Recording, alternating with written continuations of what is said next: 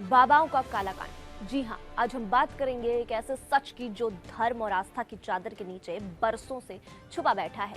ये है बाबाओं का काला कांड। देश में जब भी कोई संकट आता है, जब भी किसी के जीवन में मुश्किल होती है, तो वो दौड़ पड़ता है किसी बाबा के चरणों में। कोई चमत्कार की आस लिए, कोई शांति की तलाश में।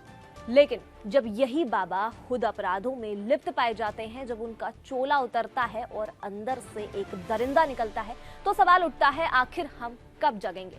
आज हम जिन बाबाओं की बात कर रहे हैं वो खुद को संत, अवतार और भगवान का रूप और समाज सेवी कहते हैं, लेकिन असल में वे ढोंगी, पाखंडी और अपराधी हैं। किसी पर रेप का आरोप है, किसी पर अश्लील सीडी, किसी का सेक्स रैकेट, तो कोई इच्छाधारी नाक का दावा करता है।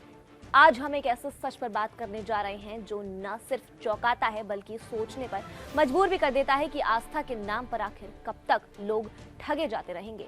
आज बात उन बाबाओं की करेंगे जिन्होंने खुद को भगवान का अवतार बताया, धर्म के नाम पर लोगों को बहकाया और फिर अपने काले कारनामों से पूरे समाज को शर्मसार कर दिया। इन बाबाओं की पहचान कोई आम नहीं थी। टीवी पर बड़े बड़े मंचों पर लाखों की भीड़ के सामने ये ज्ञान बांटते थे। इनके दरबारों में नेता, अभिनेता और कारोबारी सिर झुकाने खड़े रहते थे। लेकिन फिर एक एक करके इनके चेहरे से नकाब उतरता गया और इनकी सच्चाई सामने आ गई। सबसे पहले बात करेंगे आसाराम की। कभी प्रवचन देने वाले ये बाबा अब उम्र कैद की सजा काट रहे हैं।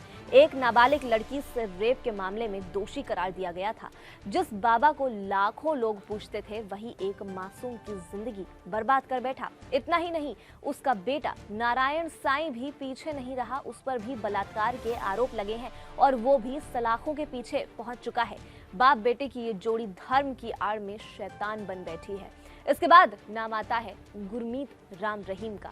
डेरा सच्चा सौदा के नाम पर बनाए गए साम्राज्य में इस बाबा ने साध्वियों के साथ बलात्कार किया।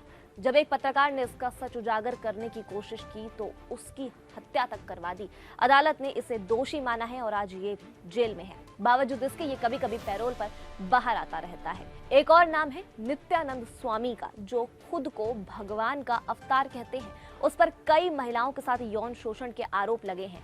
एक वीडियो में सामने आया है जिसमें वो एक अभिनेत्री के साथ आपत्तिजनक स्थिति में दिख रहे हैं। जब इन मामलों की जांच शुरू हुई तो नित्यानंद देश छोड़कर भाग गए और अब तक फरार ही हैं। वो दावा करते हैं कि उन्होंने कैलासा नाम का एक अलग देश बसाया है, जो कि पूरी तरह से फर्जी और बनावटी है। स्वामी चैत्यानंद सरस्वती का मामला भी इसी तरह का है।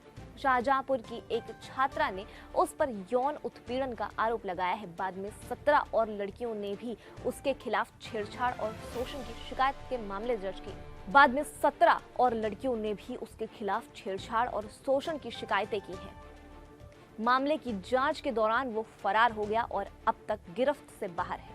स्वामी भीमानंद का नाम भी इसी कड़ी में जुड़ा हुआ है। पहले वो खुद को सेक्स रैकेट चलाने वाला बाबा मान चुका है। उसके पास से कई आपत्तिजनक वीडियो, दस्तावेज मिले हैं। उसने खुद स्वीकार किया है कि वो फर्जी बाबागिरी की आड़ में वेश्यावृत्ति का धंधा चलाता था। इन घटनाओं से ये साफ होता है कि कुछ तथाकथित बाबा धर्म और अध्यात्म के नाम पर लोगों की भावनाओं से खेलते हैं। वे खुद को चमत्कारी, ईश्वर तुल्य बताकर भोले भाले लोगों की जिंदगियां बर्बाद करते हैं। भारत में अध्यात्म और धर्म का गहरा जुड़ाव है।